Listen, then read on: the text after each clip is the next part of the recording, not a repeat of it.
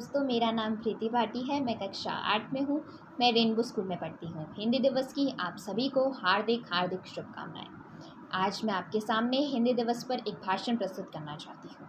आज हिंदी का दिन है, हिंदी दिवस। आज ही के दिन हिंदी को संवैधानिक रूप से भारत की आधिकारिक भाषा का दर्जा मिला था।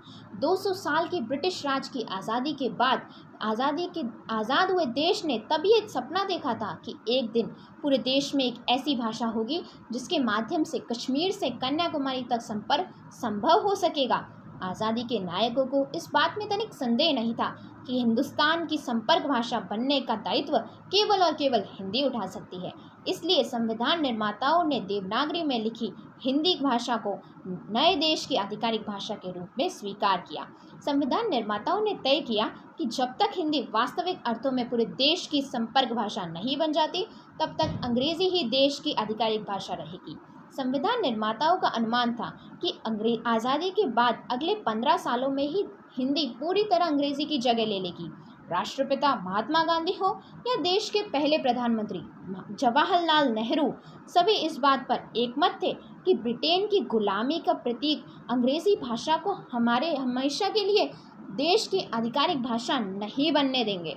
लेकिन अंग्रेजों के जाने के बाद उनकी फूट डालो और राज करो की नीति भाषा के क्षेत्र में चलती रही। हिंदी को एकमात्र आधिकारिक भाषा के खिलाफ उसकी बहनों ने ही बगावत कर दी। उन्होंने एक पराई भाषा अंग्रेजी के पक्ष में खड़ी होकर अपने सहोदर भाषा का विरोध किया, जबकि उनका भय पूरी तरह निराधार था। हिंदी किसी भी दूसरी भाषा की कीमत पर राष्ट्रभाषा नहीं बनना चाहती। देश की सभी राज्य सरकारें अपनी अपनी राजभाषाओं में काम करने के लिए स्वतंत्र थी। हिंदी को राष्ट्रभाषा बनने का विचार परस्पर सह अस्तित्व पर आधारित था, न कि किसी एक भाषा की दूसरी भाषा की अधीनता पर।